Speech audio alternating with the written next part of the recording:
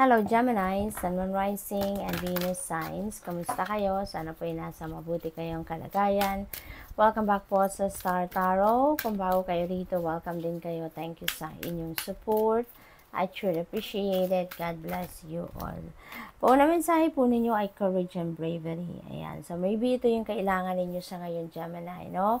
Na magpakatatag kayo, tapangan ninyo yung inyong kalooban dahil maaaring merong mga sitwasyon kayo na kailangan ninyong harapin na medyo challenging siguro, medyo difficult siguro ito, no, para sa inyo. Kaya magpakatatag lang kayo, pasasaan ba at mapagtatagumpayan din ninyo ito. So just don't give up, no? Kung medyo mahirap-hirap na, don't give up, okay? Always hope for the best possible outcome. At lagi lang kayong magdadasal din, ano? And ask for guidance, ask for help sa inyong spirit team. And for sure, you will be sent rescue, you will be sent help, you will be sent guidance, alright? We have strength and guidance, ayan na nga. So you may need to just activate your courage and inner strength dito para malagpasan ninyo kung ano man ang difficult situation na pinagdadaanan ninyo. Always tune in also to your intuition because there is definitely divine guidance na pinapadala sa inyo ang universe dito to help you, no, on how you're going to navigate your current circumstances at this time. We have cut the cords. Ayan. So, there is releasing na kailangan ninyong gawin sa ngayon.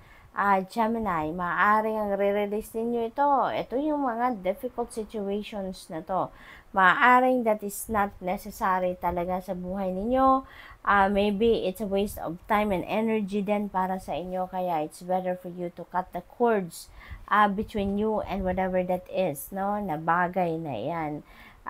Posible din dito na makakapag-nilay-nilay kayo, makakapag-muni-muni kayo, and it's about time na marirealize din ninyo dito na may mga bagay, tao, sitwasyon na kailangan na ninyong i-let go sa sarili ninyo. I-release ninyo, no, from your life.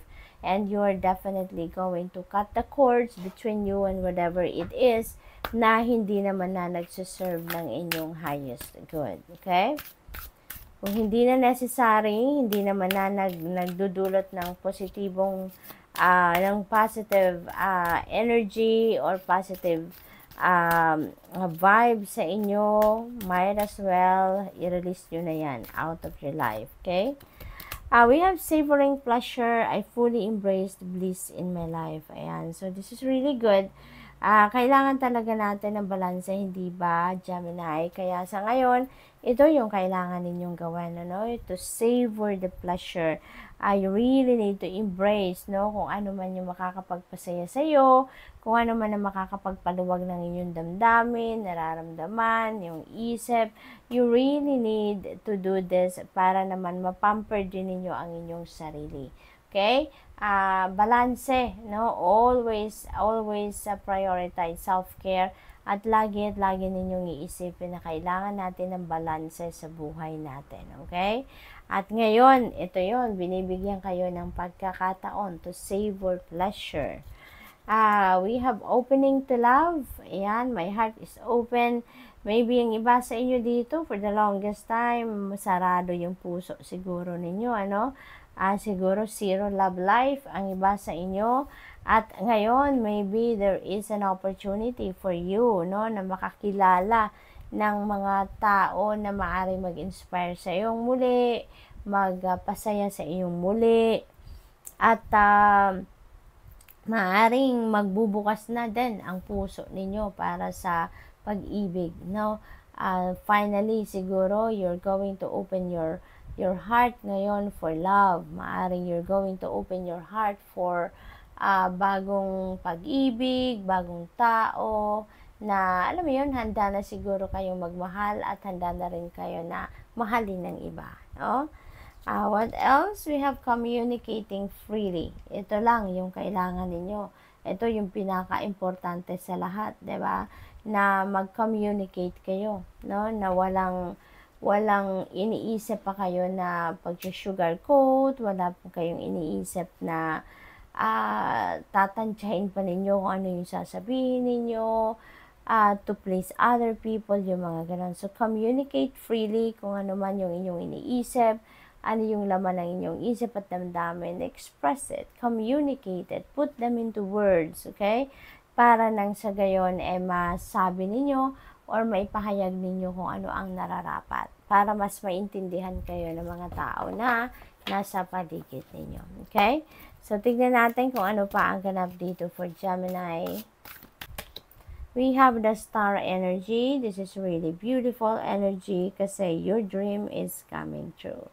Your dream is coming to fruition. Merong wish fulfillment dito na magaganap and magtatapos na din ang kahit anuman na difficult situation sa buhay ninyo. So, you are definitely going to let go kung ano man, no? Yung mahirap-hirap na sitwasyon na iyan sa buhay ninyo. So, you're definitely going to cut cords dito. And sa star energy, ang iba sa inyo will be on the spotlight. Maaaring magiging sikat kayo at this time. Maaaring magkakaroon kayo ng liwanag, kumbaga, no, kung saan talaga kayo papunta, saan kayo patungo, your path will be illuminated, no, Gemini. So, good luck. What else? We have 7 of Ariel. Ayan. So, dito naman, parang naghihintay na kayo dito ng return of your investment, no? Maybe you've exerted a lot of effort na on something. Dito kung ano man ang inyong pinagkakabalahan at maaari ngayon parang naghihintay kayo, napapagod na nga ang iba siguro sa inyo, nabuboard na, kakahintay ng pagdating na kung ano man ang bunga ng inyong itinanim. Napipick up ko din dito, be patient, okay? Remain to be patient, keep waiting because meron ngang kasabihan, di ba, na good things come to those who wait. Kaya, bonggang-bongga, no? The longer you wait, pakiramdam ko dito, mas malaki, mas bongga yung marireceive ninyo dito, no? Kung ano man ang inyong hinihintay. We have 6 of Michael. This is really a beautiful energy. Talagang matatapos na ang difficult situation sa buhay ninyo, ano man ang paghihirap na pinagdadaanan ninyo that is coming to an end. Okay? Sabi dito, it's the light at the end of the tunnel na makikita ninyo. So definitely, you are going to rise above your situation. Maaaring meron ditong travel din para sa iba sa inyo. May relocation, may change of place of residence, no? Maglilipat bahay, yung ganon. At kung saan kayo dito papunta, Gemini, this is where you are going to be feeling fulfilled. This is where you're going to be happy. And dito ninyo mahahanap yung peace na hinahanap ninyo. Kaya this is a moving on energy, no? Kaya most likely talagang papunta kayo sa kung ano ang makakabuti na para sa inyo, ano na yung ikakasaya ninyo. So, good luck. That's all I have for you for today. Thank you for watching. Love and light. Namaste.